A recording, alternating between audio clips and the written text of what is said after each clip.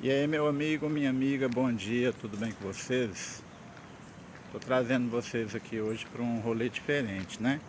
Que quando a gente fala de compra de imóvel, você tem que ponderar várias coisas, né? A respeito de localização principalmente.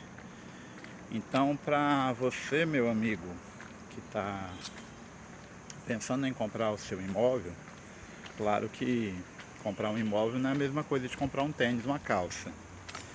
Você vai ter anos de prestações, né? Porque você tem que pagar o financiamento do seu imóvel. Mas eu vou passar para vocês aqui alguns pontos importantes que até antes, quando eu não tinha nenhuma noção de educação financeira, de saber lidar com dinheiro, com finanças, mudança de mentalidade, então eu acabei, tipo assim, criando alguns dispositivos que me ajudaram a não fazer muita besteira, né? E aí eu acabei pensando que se eu morar de aluguel, porque todo mundo sabe que o aluguel é um dinheiro que você aplica, né? Um dinheiro ali que você paga pelo aluguel, mas aí esse dinheiro ele não retorna para você. Então quando você faz um, um investimento no aluguel, que claro que as melhores localizações são mais caros, né? E também, claro, dependendo do imóvel, você vai pagar muito caro por isso. E esse dinheiro ele não vai retornar para você. Esse dinheiro está sendo aplicado ali naquele imóvel porque você está bem localizado, né? Você está no imóvel no tamanho específico que você almejou. Então esse dinheiro está sendo aplicado ali para você naquele momento. Mas que o imóvel um dia vai ser seu, claro que todo mundo sabe que não acontece isso. Então, primeiramente, quando você pensar em comprar um imóvel, você tem que pensar inicialmente a localização. Claro, né? Quando eu falo de localização, um imóvel bem localizado é aquele imóvel que está próximo de um centro de referência, né? Que você pode estar próximo a uma padaria, supermercados, dependendo da cidade que você mora, que tiver um meio de transporte muito próximo, ponto de ônibus, metrô, e aí vai, né? Um imóvel muito bem localizado, independente qual seja o bairro, tá, pessoal? Claro que quando a gente fala de compra de imóvel, estou falando de uma forma geral, tanto do imóvel mais simples, Minha Casa Minha Vida, por exemplo, que você tem mais acesso, do que imóveis também, claro, de alto padrão. Então isso vai depender muito. Claro que quando você vai comprar um imóvel, você tem que estar preparado para comprar esse imóvel.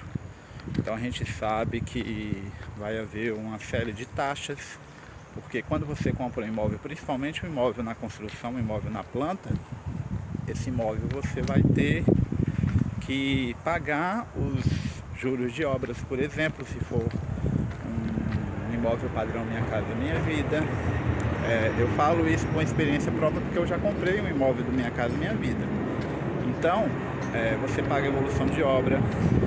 Eu já comprei, já falei com vocês, eu já comprei muito imóveis assim de construtora particular, porque aí eu tive que pagar os juros ali, né? Que esses juros, esse valor, ele é ajustado pelo INCC, ou ele é ajustado pelo CUB, ou ele é ajustado pela Selic, enfim. Enquanto você tem aquele saldo devedor ali do imóvel que você está pagando na planta, você vai pagando os juros ali desse saldo devedor.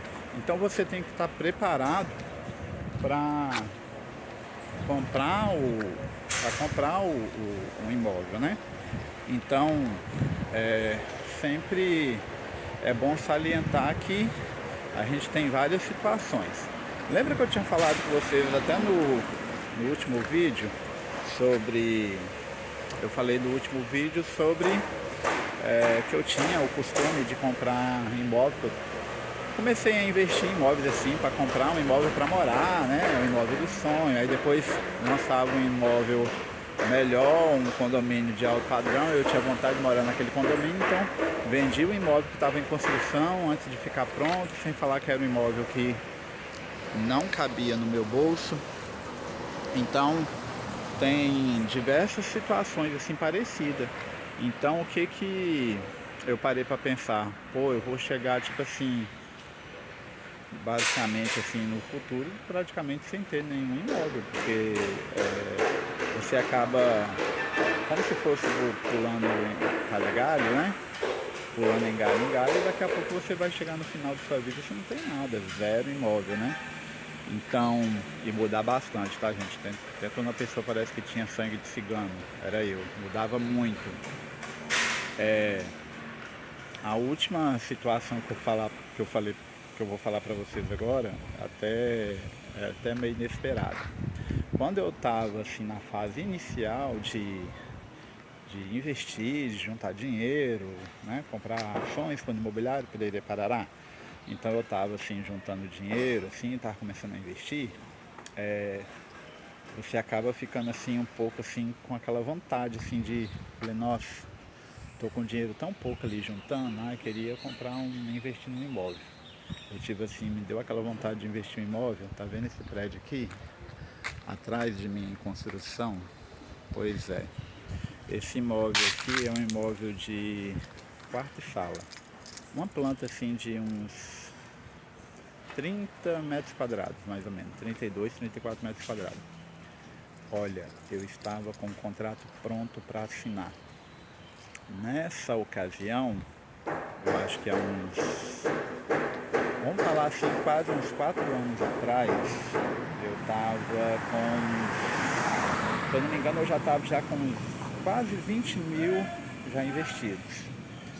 Você acredita que tipo assim, me deu aquela vontade louca assim, que querer rachar o tacho, pegar os 20 e poucos mil ali investidos que eu já tinha, que eu estava assim na construção, e estava com o contrato prontinho, próximo para assinar.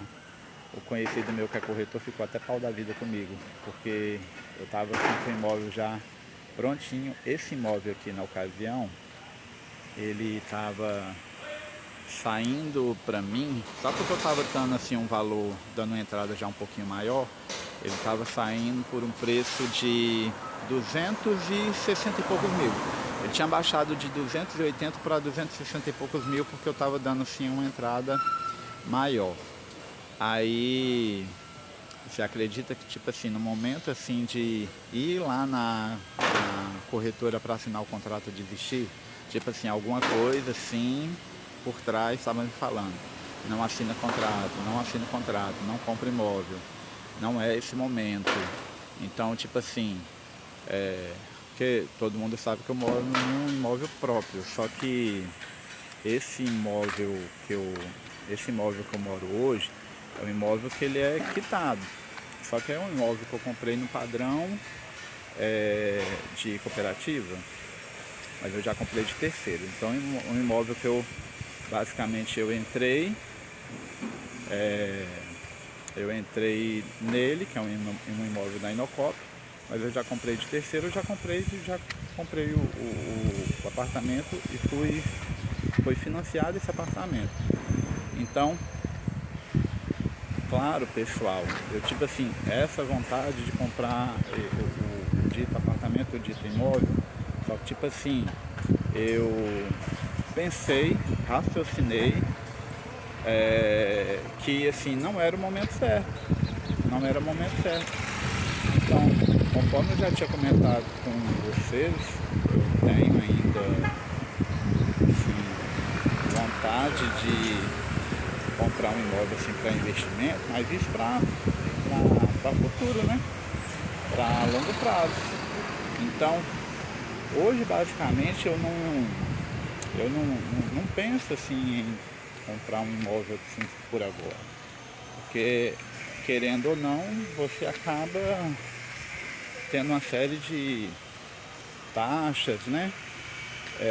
Transferência do imóvel depois quando ele está pronto, despesa com cartório. Tudo isso você tem que colocar na ponta do lápis. Você tem que estar 100% preparado para adquirir o imóvel. Claro que esse vídeo assim, diversas pessoas assim possivelmente vai ver e tipo assim, vou comprar minha casa, minha vida, porque eu tô morando de aluguel, então aluguel realmente é aquela situação que o dinheiro vai e não volta.